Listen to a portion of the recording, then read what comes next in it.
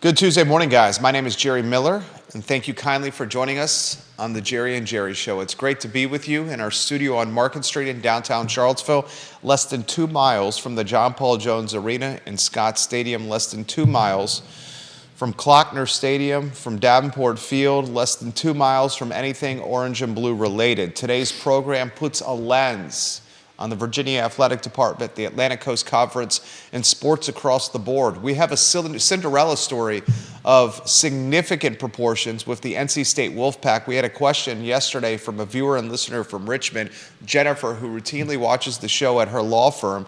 She says, please ask Hootie where this DJ Burns NC State run stacks up in his history of covering college basketball. It's a fantastic question that I'll throw to Hootie Ratcliffe in a matter of moments. We'll talk transfer portal comings and goings. I'm knocking on the studio desk right now. I would like to say it's wood, but frankly, it's a Formica top. Nobody has left this Virginia basketball team. Fortunately, fingers crossed. We'll talk about that with Hootie. We'll talk baseball and lacrosse and a Tony Elliott press conference tomorrow. Judah Wickower, Mr. Consistency, monikered by Hootie. MVP, monikered by Hootie. Yep. I call him the jack of all trades. If you can welcome the star of our show, looking quite sharp in a quarter zip right now, Hootie Ratcliffe, my friend, good Tuesday morning. Well, he's rubbing off on me. His GQ presence has had an influence on me. Absolutely. One day we're going to get Judah Wickower with a camera shot on him so folks can see the debonair director and producer of the show. Transfer portal, Virginia basketball, open-ended question, and perhaps it should be open-ended because right now the topic is open-ended. Yeah. It's interesting. And things can change, in a millisecond, but there's 17 schools in the ACC now, and Virginia, as of the other day, was one of 5 schools without a single player in the transfer portal. Are you surprised by that? I am. Me too. You hear whispers that other schools are interested in trying to get some of their guys to come back home.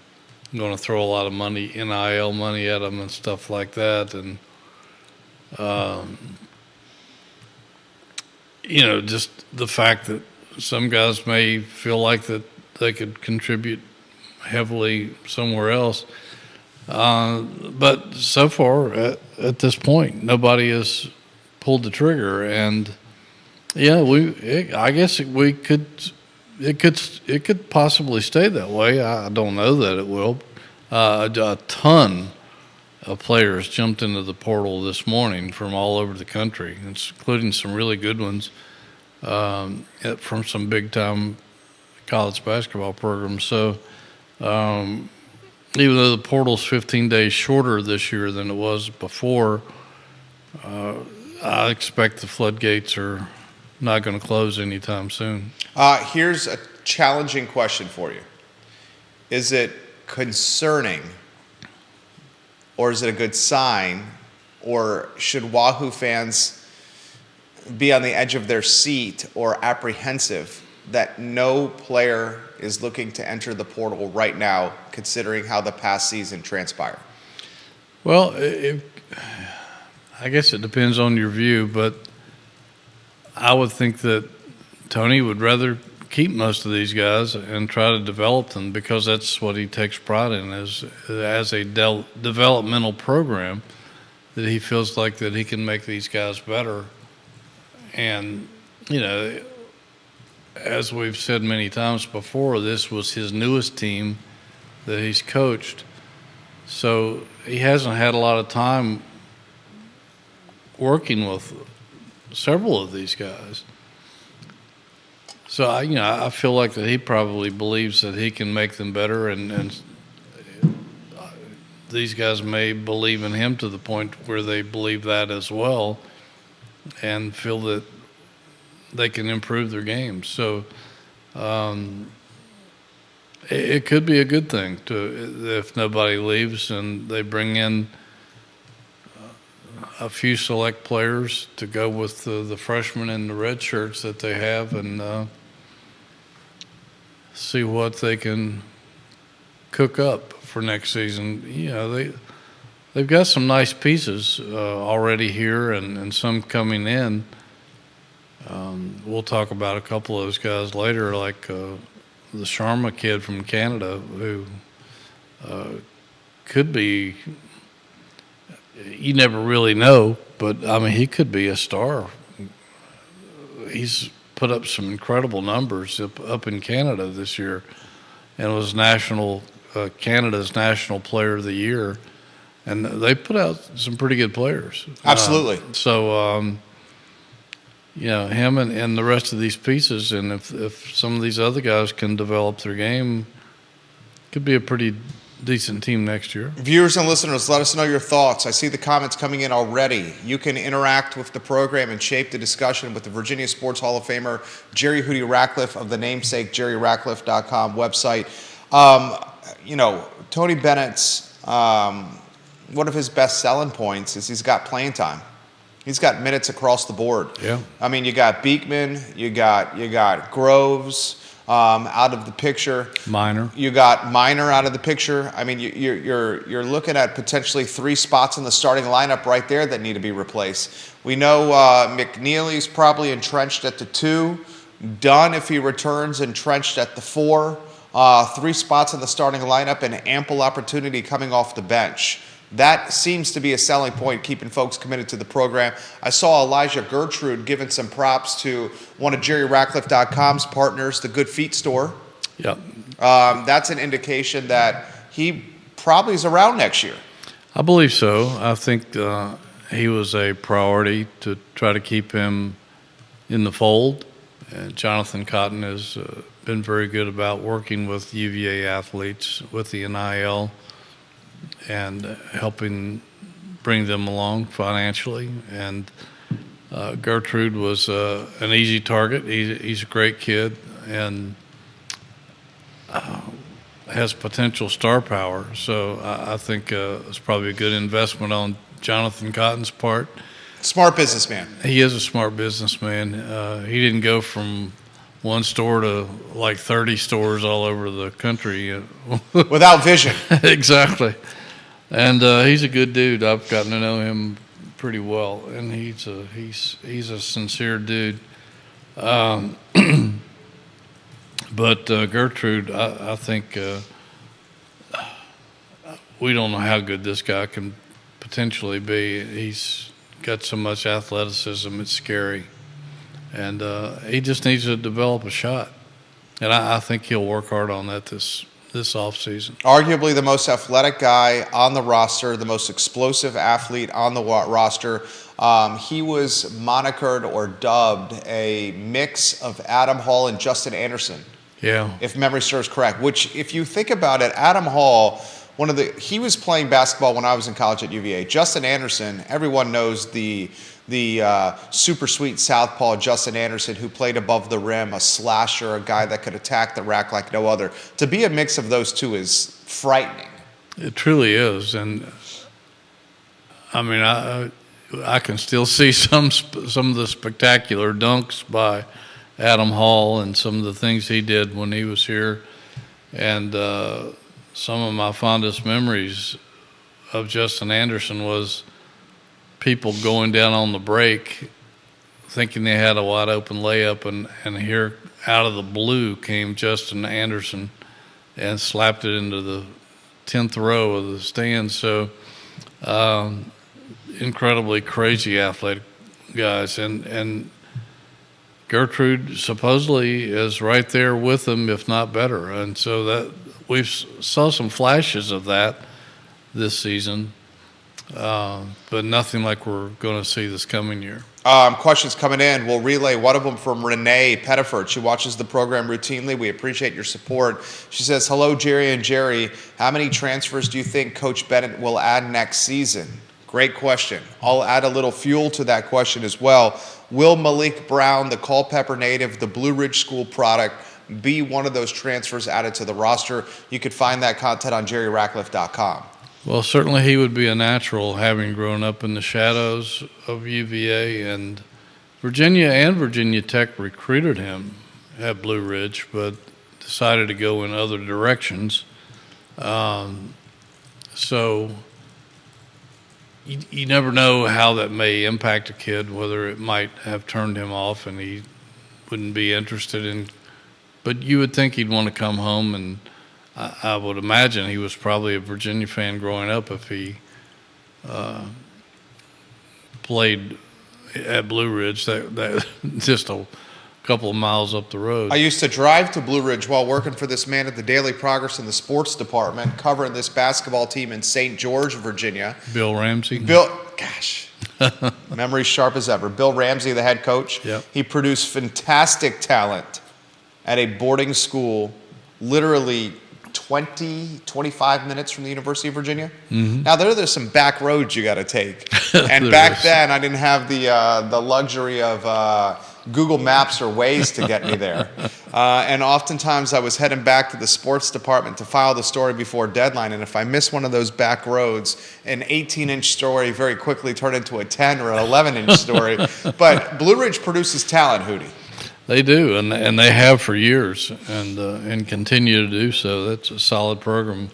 Cade Lemke, who played at Virginia, and was a guy that everybody treasured, has done a good job with that program the last several years, and I'm sure he would love to have one of his own back wearing orange and blue, and the right color of orange and blue instead of Syracuse orange and blue. Questions coming in fast here. This question, any guy on the roster does Hootie think will be most likely to transfer if other candidates come into the program and cut their minutes? Great question. Well, just listening to the speculation out there, a lot of people thought that Harris might be somebody that might be interested in moving on, but perhaps not. I mean, he knows that the starting point guard job is wide open, and he's got experience and started some games, played some there. Some people thought that perhaps, gosh, I'm drawing a blank here.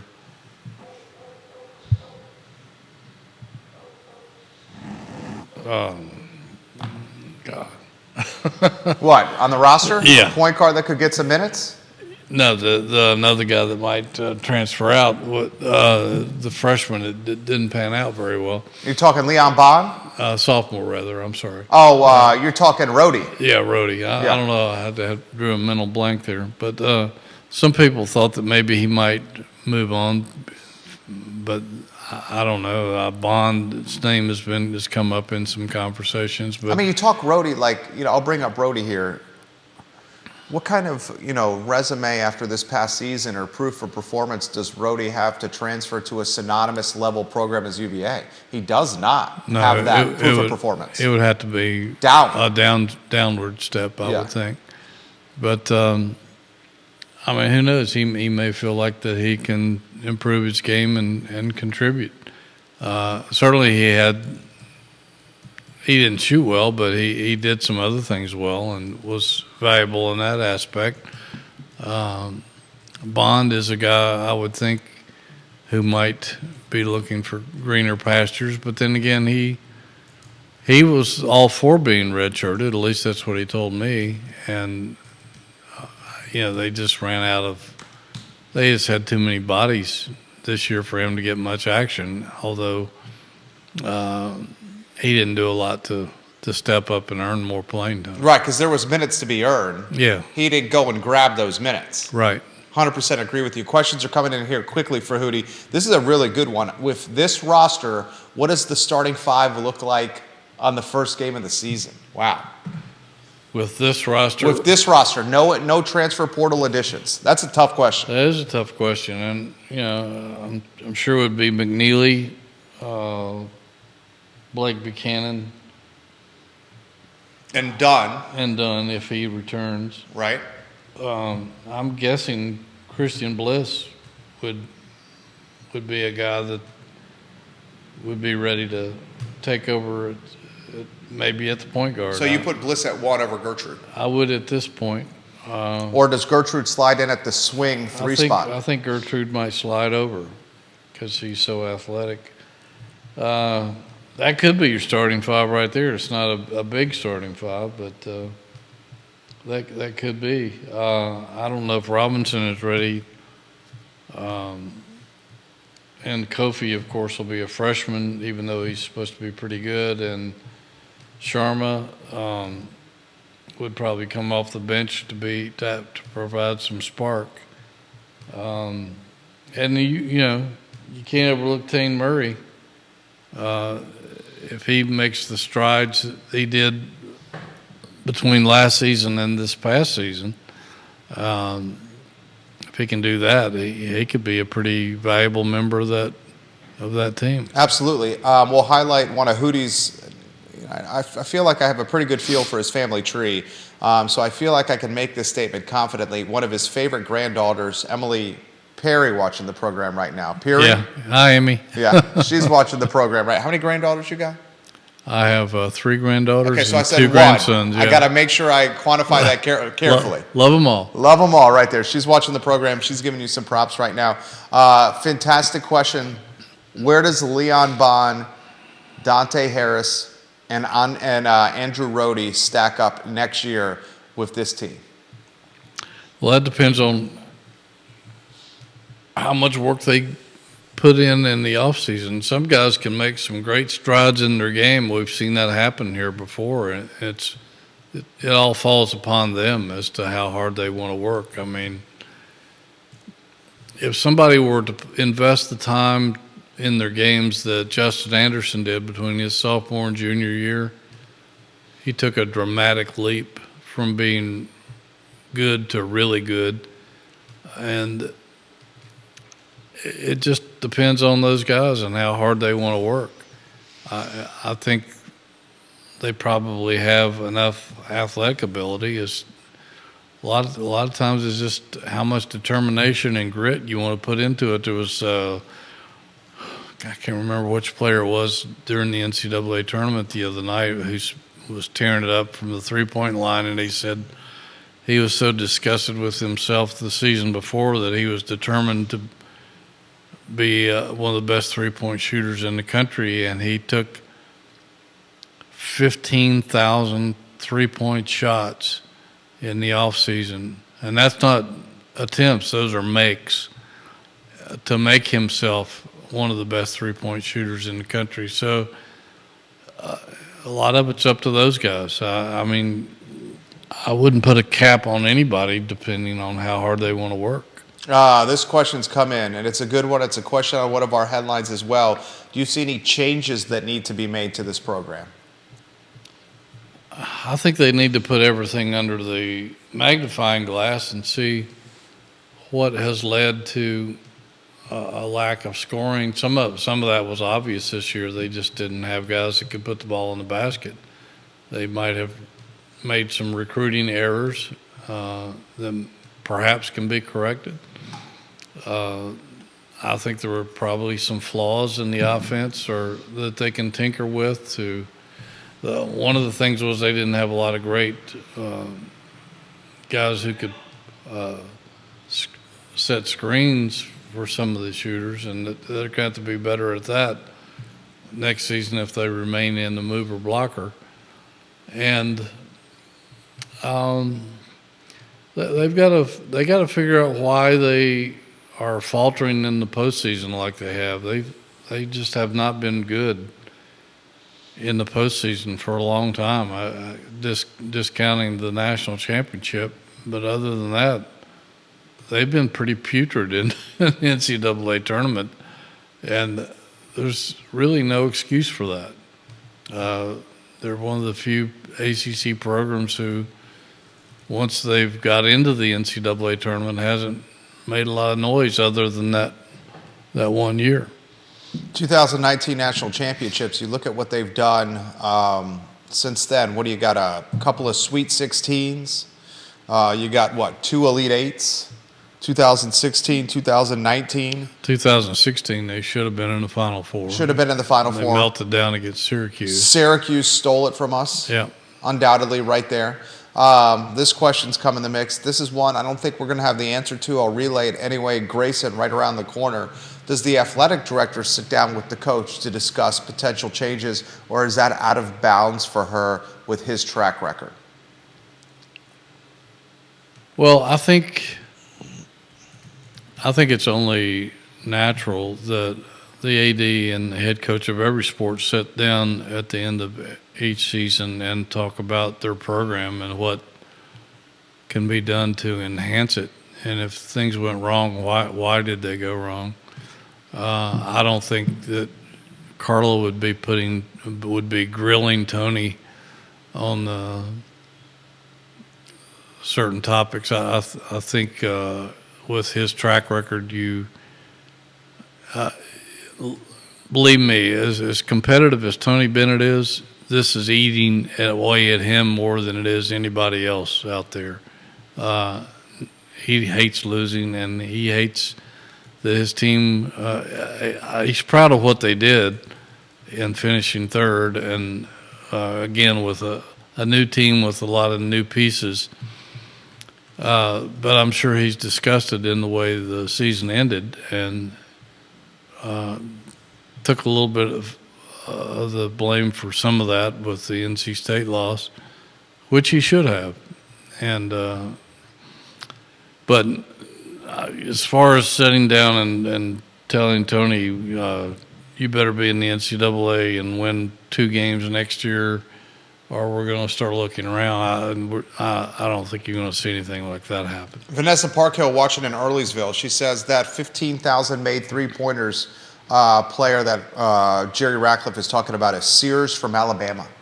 Right. Oh, yeah, you're right. Look at that. The viewers and listeners, smart right there. She is smart. She's very smart. Vanessa Parkhill, we appreciate you. Chad Wood, welcome to the broadcast. A lot of Wahoo Nation watching the program right now. We will get to some thoughts for the Final Four. We're going to talk a little Dawn Staley and potentially how close she was to coaching at the University of Virginia. Now, of course, the head coach of South Carolina. Maybe your best all-around coach in college basketball right now, Dawn Staley. I mean, she's dynastic, what she's done with the Gamecocks program. I'm talking both men and women's. I mean, you make a very convincing statement, an accurate statement. The best player in college basketball right now is Caitlin Clark. Mm-hmm. And the best head coach in college basketball right now is Dawn Staley. And I can make a very convincing argument, I'll throw this to you, that women's college basketball has as much captivating attention of basketball fans in America as men's basketball does right now. I would say, yeah, pretty close right now because of Clark. And there's some teams that have caught the eye of the public, no question about it. And Gino Auriemma, of course, who started here under Debbie, has been sort of the face of women's basketball for a while, although the LSU coach, she's up there along with the lady out at Stanford. But I think Dawn has – I think she is developing into the face of women's college basketball, and she has such a solid program. They're there every year. She's doing TV commercials with Coach K, for goodness sake. Right. She's everywhere. She's done the things she's done in her career is mind-boggling. The fact that at one point she was, I think, the Temple head coach and playing professionally at the same time. I mean, who does that? Nobody does that. Nobody does that. She's unbelievable, and she's so down to earth.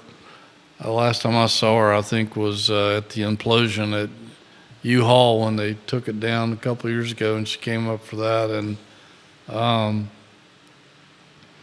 such a genuine, loving person. She's great. I mean, she is. You can't find enough superlatives to place on her.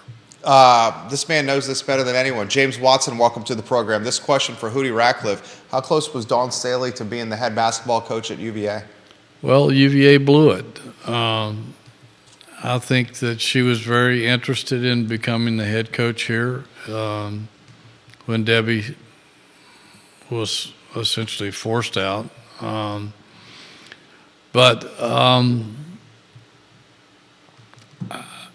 there were some things that went on behind the scenes where she was given a call. I don't know how extensive the call was, but they kind of put her off to go after somebody else who turned the job down after they thought they had her. I think it was a coach from out in maybe Southern Cal, I'm not sure. I'd have to go back and look at my notes, but that really put Dawn off. I think that she was considered second fiddle for a job that was a natural fit for her from the time she stepped foot on grounds. And I'm not throwing any shade on Coach Mox, who's done a great job here, but in all honesty, and I think everybody who knows Virginia women's basketball would agree that what Dawn Staley is doing at South Carolina, Dawn Staley should be doing at Virginia. And I think if she were here and had been here all those years, it would be Virginia in the Final Four almost every year like it was when she played here. And again, that's not throwing any shade on Coach Mox and her program, because she's doing a fabulous job and may get them to that point at some point. But I honestly believe that had they done the right thing and hired Dawn to begin with, that there'd be a lot of celebrations going on in Charlottesville. Dawn Staley, the star of national TV and advertising campaigns, like the Aflac campaign with Coach K, Hootie referenced earlier. She's in Dick's Sporting Goods TV spots.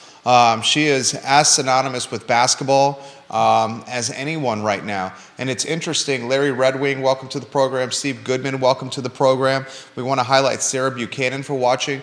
Perhaps the women's college basketball game is perhaps best suited or best set up to captivate purists, because the athletes stay in the program longer than men's basketball that is quickly becoming either a one and done or the top talent not even showing up. You're also seeing less of the free agency in women's basketball that you're seeing in men's basketball. You look at round ball at the men's level, it's tough to fall in love with the player now, because that player's now chasing a bag of money and not necessarily to what's on the front of his jersey. The women's game, the complete opposite. Yeah, and I wonder, with its growing popularity, if that's going to cause a sea change there. I wouldn't be surprised, because a lot of these women are starting to get a lot of national publicity that they perhaps didn't get before. And so I have a feeling that that's going to spread into the women's game as well. But you're right. And in the past, they've stuck around their programs and been loyal and all that. And it's not about the chase like it is, like it has become with men's basketball. And they're making it awfully hard on the fans, because, like you said, who was it? Fran Fraschilla the other day said that for most fans, it's really hard because 75 to 80% of your roster may be gone every year. Exactly. And I mean, it's hard to follow, especially if you're a casual fan and not a diehard. And that's not good for the game. And I just hope at some point they'll get a handle on all this, and I'm not confident that they will. And speaking of roster changes, look at NC State. We got a team in the Final Four that's very much a Cinderella. DJ Burns captivated the country. The Wolfpack are 22, 23-year-olds across their starting lineup. They got one junior. The rest of them graduate transfers or seniors here. This team has completely been reimagined. It truly has. And they've been fun to watch. They weren't very much fun to watch during the regular season, that's right. for sure. They ended the season losing 7 of their last 9 games, for goodness sake, and were left for dead. It looked like Kevin Keats was probably going to lose his job, and now look at the incredible transformation. He's got a 2-year extension on his contract and buku's of bonus pay, and they're the talk. They're the toast of the town. I mean, everybody in the country wants a piece of NC State right now. DJ Horn, guys, their 2 guard. He's fantastic. He's on his 3rd basketball program. DJ Horn, the senior guard. DJ Burns, I mean, he is captivated the country with his smile, with his quote-unquote YMCA or old man game. He plays hard. He's 300 pounds. He's got a super soft touch. Mr. Burns is a man that's been on a bunch of different programs, and not The Simpsons, the TV show, but I believe, if memory serves correct, Mr. Burns, was it Winthrop to start for DJ Burns? I think so. This guy has been iconic in basketball. This question's coming from Jennifer from Richmond. She says, how has this Cinderella run stacked up with some of the previous he's seen? It's like nothing we've ever seen before. And we've seen some pretty dramatic things over the years. NC State in 1983 is one example, although this team is completely different than that one. This team has won 9 straight games. It had to win 5 in a row in 5 nights in the ACC tournament, which... The coach was going to get fired, folks. Yeah, I mean, it's unfathomable to think that you can win 5 nights in a row. And 3 of those were against the top 3 teams in the ACC. It was the miracle Wolfpack back in '83 with Valvano hopping around, and they should never have beaten Houston in the championship game. They were huge underdogs in that game to Phi Slamma Jamma. I was very familiar with all those teams because Virginia was playing Houston quite a bit during that time period, and I covered Virginia versus Houston in Charlottesville, in Houston, and in Tokyo. Not to mention in Seattle, I think, the following year in the Final Four. But that was a miraculous run. But this one it's just been special because, that '84 Virginia basketball team. That was one of the teams I use when people say certain things can't be done. And I say, well, that Virginia team that year was not very good. It was the year after Ralph graduated. Nobody expected them to do anything. And they didn't have a great season. I think they were something like 18-14 in the regular season. They were beaten badly in the first round of the ACC tournament by Wake Forest, I believe, and a lot of people thought they would be going to the NIT. Somehow they ended up getting a decent seed in the NCAA tournament and caught fire. Right. And made it all the way to the Final Four and could have made it to the championship game. They were that close. So I've seen some spectacular runs in my career, and those 2 were probably the most memorable. That NC State team in '83 and the Virginia team in '84, and then of course the Virginia team in 2019. Remarkable, miraculous things happened. But that team but nobody got as hot over a long period of time as this current NC State team. I mean, the quintessential Dr. Jekyll and Mr. Hyde. Exactly. As Hootie likes to say, from was it the doghouse to the penthouse or the outhouse to the penthouse? Well, you could go either one. Either way, this team was in the basement or the cellar, and they're now on the top floor. And they've done it in a way where they've beaten powerhouse. They've beaten Duke twice. Yeah, in that span. In that span, they beat Duke in the ACC 9-game span. Yeah, they've beaten Duke twice. Duke's a pretty darn good basketball team. NC State's got beat North Carolina. If you look at this team, they got as good a chance as any to win an NCAA tournament. I think we'd be crazy not to say that UConn is an overwhelming favorite to repeat as national champion. Yeah, I think the dream is probably going to end against UConn, but I mean, who knows? Right. These guys have done things that we never thought we'd ever see. Yeah, and UConn guys, the better half is a UConn graduate, and as a result, we've been following and watching as much UConn basketball over the last 8 years or so, certainly over the last 2. As I watch Virginia basketball, we don't miss a game. This team's got pros all over its roster. Hell, Hurley's got pros coming off its bench. Yeah. Off his bench. I mean, he legitimately has pros coming off his bench here. But in an NCAA setting, in a one-game setting, anything can happen. Sometimes the best team doesn't win. Exactly. And we've seen that. Yeah, we've seen that happen multitude of times.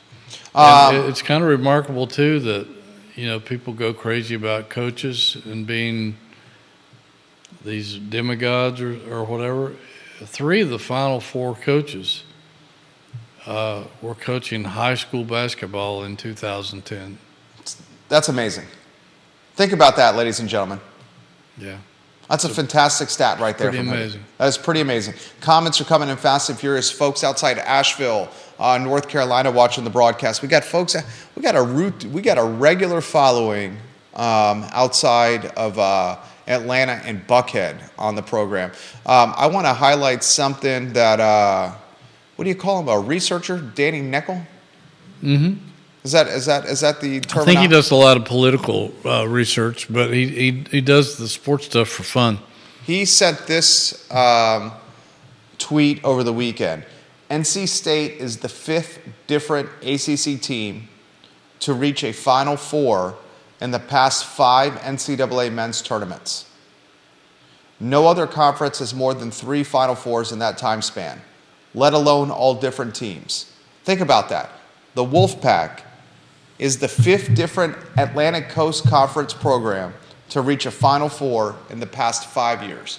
And still the ACC gets national shade. And that's something that we've talked about this all season. I've never figured out why. I don't know if you trace it back to CBS, because a lot of those guys have been very vocal against Virginia all year. Seth Davis.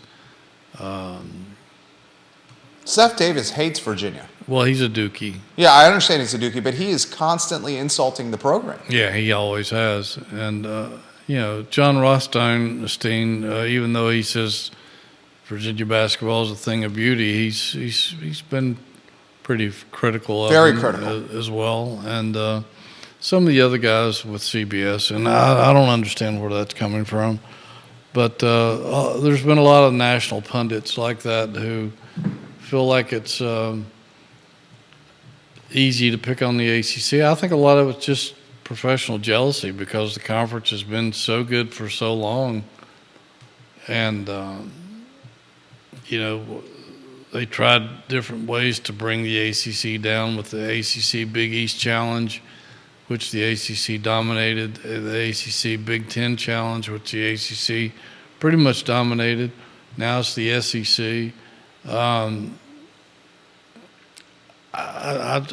don't understand it. And I think I've covered a lot of college basketball, and I've seen just about everybody in the country play at some point in time during my career. And you get to know teams and conferences and things, and night in and night out in the ACC is a dogfight, particularly when you're talking about some of the old school, the original schools who go so far back and have a general disdain for one another and will do anything to beat one of their rivals. And it's just there's no free lunches in the ACC. Even the worst teams in the league can jump up and bite you because they're an ACC team and they can recruit some pretty decent players. I've never bought into the fact that the ACC is the 5th or 6th worst conference in the country. I just think that's whoever's making those assessments are just dead wrong. Questions coming in for Hootie Ratcliffe. JerryRatcliffe.com, JerryRatcliffe.com. This is a very good one. This is one that's in the national percolator. Is Hubert Davis on the hot seat? I don't think he's on the hot seat, but he's faced a lot of criticism, particularly last year when they didn't even make the tournament after having so much success the year before. But if I were a Carolina fan, I would be much more disappointed in my team's season than if I were a Virginia fan disappointed in Virginia's season. 100%. Because Carolina had all the talent in the world. They're a blue blood. They have all the advantages of a blue blood. Finished first in the regular season, did not win an ACC tournament championship. Have tons of NIL money to work with. Upset in the NCAA tournament. Yeah, and what was Withers thinking on that shot? He didn't need a 3-pointer at that point, and he takes a wild, out of the blue shot. I mean, that's the follow-up question was on good. Withers and why he took that shot, and does that go back to Davis? Yes, I think it does. And you would think were in a timeout not long before that, and then you would think that they would have come up with a much better plan for a good, solid shot than what he took, because that essentially lost them the game right there. But, if you have a guy like Davis and you have Baycott and some of the other accompanying players they have, they should be in the Final Four right now, in my opinion. I mean, you're looking at the ACC Player of the Year, Olivia Branch. Thanks for interacting with the program. We appreciate you, the Queen of Keswick. You got ACC Player of the Year. You got a fifth-year big man. You got talent all over the roster. You got transfers from Stanford and Notre Dame, just to name a few on the roster. And you don't win hardware in the ACC tournament, and you get surprisingly ousted from the big dance before the Final Four. Hubert Davis, who did not qualify for the big dance last year, he's following in the footsteps of a legend, one of the greatest coaches of all time, in Roy Williams. Yep. Now, from my standpoint, I agree 100% with Hootie, the Hall of Famer here. He's only been on the job a short period of time, and he's a UNC product. Mm-hmm. One of the best basketball players in UNC history here. So he's going to have leash and leeway. Regardless, next year is going to be one that he's going to be under the microscope with the fan base. Yes, I think there'll be a lot of pressure on him next season to produce, and I don't know their roster well enough to know who's coming back.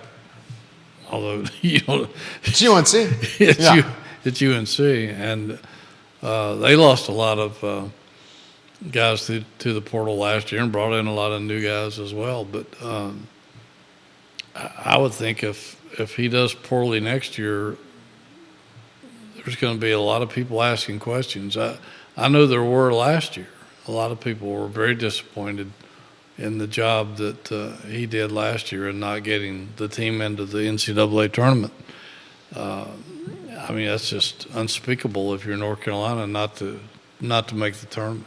What do you make of the John Shire performance this year, head coach of Duke? I still haven't bought into him, honestly. I mean, he's a young coach. He's done a good job recruiting. I'm not sure he's done a great job of developing the talent that he has. And again, you go there, you're talking about like Calipari at Kentucky. You're going with young players year after year after year, and we're seeing that the older teams are putting up some resistance to that. So I'm totally not sold on John Shire at this point, to be honest. Questions coming in quickly here. Does the NC State head coach... Plus he whines a lot. Oh, my gosh. I wasn't going to say that because I have too much respect for you. But if you say it, I can agree with you.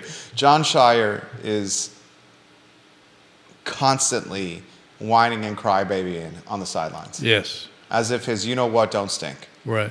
And it's frustrating to me because he does not have the tenure of the other coaches in the league, and he's acting as if he does. I agree. And frankly, he's collecting a lot of talent there, and I think at some point people are going to start asking questions. Just what can he do with this talent? Because they're not winning any titles. And you can make a legitimate argument that he's still riding the coattails of Coach K there. No question about it. So we'll see with Duke right there. We got questions coming in. We promised we would highlight is it Ishant Sharma? Yes. This is the. I think that's how you pronounce his first name. Ishant Sharma, we believe pronounces his name, the 2024 Canadian National Player of the Year. Hootie Ratcliffe's got this coverage on jerryratcliffe.com. Talk to us about Sharma. And let me ask you this question. Canadian National Player of the Year. What's the significance of that? Well, they're turning out some pretty good talent. I think their top 5 players this year on their national team, I think one's going to Florida. I think they're all going to pretty respectable basketball programs. They put a couple of guys in the NBA in the last couple of years. He's Canadian National Player of the Year. And I mean, he patterns his game after Klay Thompson and Devin Booker. So he seems to be a thinking man's player. I talked to a guy who is perhaps the elite national recruiting guru of Canada up there earlier this season, and he talks about how Sharma is constantly sizing up his opponents and outthinking them and trying to calculate your weaknesses and how he can exploit them. 6'5". He's 6'5". He can shoot the eyes out of it. Apparently, he won the All-Canadian High School All-Star Showcase 3-point championship. There was one game this year where he made 13 threes in one game. He led Fort Erie to the national championship. And he's a smart kid. He can figure out a Rubik's Cube in less than a minute. Can you do that? I can't do that. I cannot do that. I've never figured one out in 1 hour, I've never solved 1 Rubik's minute. Cube. I think he's a pretty smart kid. He's of Indian descent, and I think he has an older brother who plays professionally in Canada, but not in the NBA, obviously, but in one of the Canadian leagues. But this kid intrigues me. It's hard to find out much information about him because it's Canadian. He's Canadian, yeah. And there's not a lot of info available. And he seems on the surface to be really good, maybe a hidden gem. And if he is, I mean, wow. I mean, if you've got McNeely next year and you've got Bliss, who, again, this was after games, after every game until he hurt his foot and had surgery on it late in the season, I would walk out on the court on my way out of the arena, and he would be in there with managers launching shots and from three-point range, and rarely did he miss. And I know that's different. You're shooting with nobody in your face or anything, but if he can shoot like it looks like he can, and we know McNeely can, and if Sharma can shoot like it appears that he can, and you've got Tane Murray, who's I think will improve even more, and he's already good. I think he will improve. Yeah. I think he'll work hard now that he's seen that he can make a difference.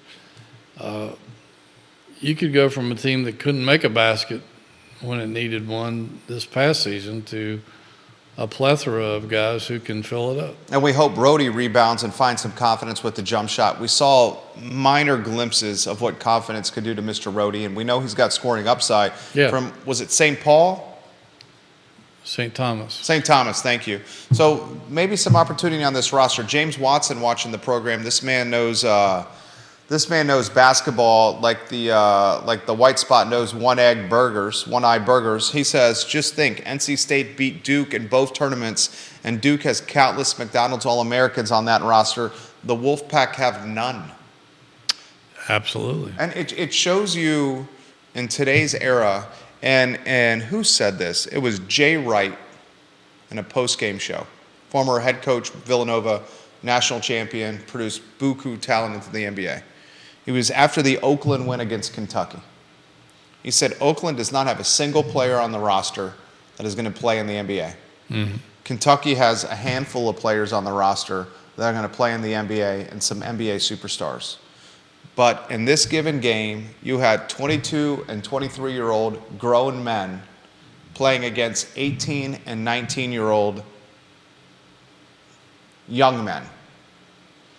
And in a one-game setting, grown men are going to beat young men in a basketball tournament. Yeah, and that's it, the one-game setting. One-game setting. If it was 3 out of 4, it would probably be different. But yeah. It's a one-game setting, and we've seen that anything is possible. And experience makes up for a lot of things. You got 22, 23-year-old guys who've seen it all, done it all, put in a lot of blood, sweat, and tears over 4 or 5 seasons of basketball in college, and they know it's their last shot. They're going to pour everything they've got into that one game against a bunch of guys who really don't know what it's all about. And they're not worried. They know they're going to be in the NBA making millions of dollars. That, you know, it may not mean as much to them as it does to a guy who's busted his hump for 4 years just trying to enjoy the game and get what he can out of it. I mean, you look at UConn, its best player, Tristan Newton, is a senior and a transfer from East Carolina University. Maybe its best perimeter shooter is Cam Spencer, who's played on 2 other programs before he got to UConn, and he's a senior. Even Dan Hurley is building programs around graduate transfers and around senior leadership. So this one and done, these building programs around young talent where they're having to compete against 22 and 23-year-olds may not be the future college basketball anymore. Spencer played at Loyola, Maryland for 3 years, played at Rutgers, and then transferred to UConn. His older brother, this is crazy to me. This shows you how athletic this family is. His older brother was the player of the year in the NCAA in lacrosse, one of the top draft picks in Major League Lacrosse, played professional lacrosse, then said, you know what, I want to give basketball a try, turned a 10-day contract with the Golden State Warriors into a full-time roster spot, and now is getting minutes on Steph Curry's team. Isn't that amazing? It's amazing. And it shows you the talent that these kids have in the Spencer family. Questions are coming in quickly for Hootie. Mike Bray, the former Notre Dame coach, one of his favorite phrases was, we want to get old and stay old. And that speaks to what we're seeing now. Absolutely, absolutely. Which could speak potentially, we hope, to Tony Bennett having success in this team with his program, because he's got some guys that are aging with his program, we hope. We know last year or this past season it was a completely new team, but going into next season, if he keeps the roster in play, maybe they age with what he's trying to do. Absolutely. We talk spring sports here. Before we talk spring sports, we got a Tony Elliott press conference tomorrow. Yeah, Tony will be meeting with media tomorrow sometime around lunchtime and giving us an update on spring practice. They've been going at it for a couple of weeks now, I guess. And spring game is 21st, I believe. I believe that's correct. And it'll be interesting to hear what they've said. The first week or so, I think they're just trying to feel their way through it. And he probably was able to do a little bit more because he had a lot of guys coming back, and Although they've had a lot of guys miss spring because of injuries and surgery. But the beauty of it for him is that I think all the transfers he has are in school. They were early enrollees along with some of the freshman class. So he's been able to work a lot with those guys and introduce them into his system. And I think that'll be a leg up on what he's been able to do the past 2 years. Your thoughts on the program? Well, I think this will be his third year. I think the biggest and best thing he's got going for him right now is that, which is exactly opposite of last year heading into the season, he will have the majority of his offensive production returning. Last year they were ranked near the bottom of the NCAA in that category. This year they'll rank near the top. And so I think that will help him tremendously, and the fact that he'll have a lot of offensive linemen that have been in the system for a year or two or more. Couple of transfers there that'll help. And if they can get that defense back to playing the way it did his first year here, they could upset some people, and they're going to have to upset some. They're going to have to, because I think we mentioned it a week or two ago that last year the over/under by Vegas on Virginia wins was 3.5. Expected to be 4.5 this year against a pretty tough schedule, but arguably a tougher schedule. Arguably a tougher schedule, and particularly toward the end. And so you might have to make hay early. It may be tough to win in November, which it usually is around here. And the fact that I lost my train of thought there, but the fact that they, what was it, 7 games that they lost by a touchdown or less? Yep, single digits.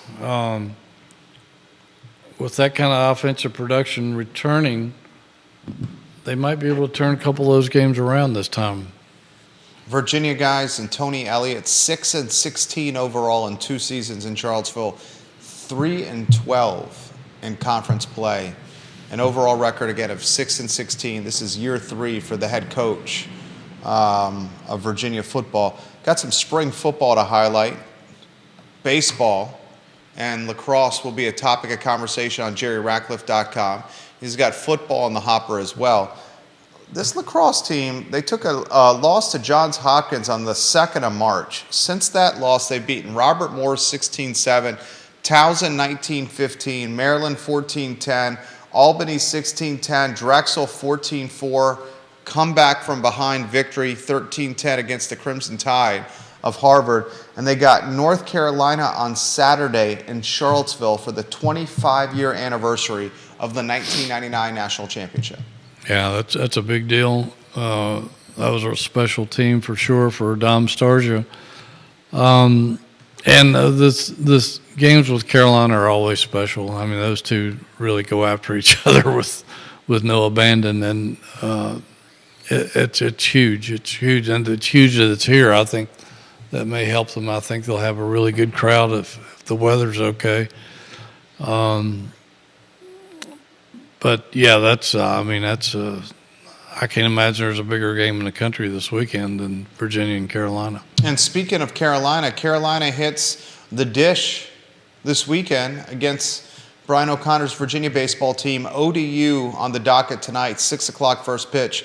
And then a 3-game slate with the Tar Heels on Mustache Day. UNC, the number 10 ranked team in the country, Thursday, Friday, and Saturday against North Carolina. Yeah, I mean, the ACC is one of the preeminent conferences in college baseball, and it seems like you're squaring off against a top 10 or 15 or 20 team almost every weekend. And they just got through with a series with Duke, both teams in the top 15. And again, it's Carolina, and if anything makes the blood boil in most Virginians, it's playing against North Carolina. It's just a bitter rivalry that goes back over 100 years. The South's oldest rivalry. Yeah.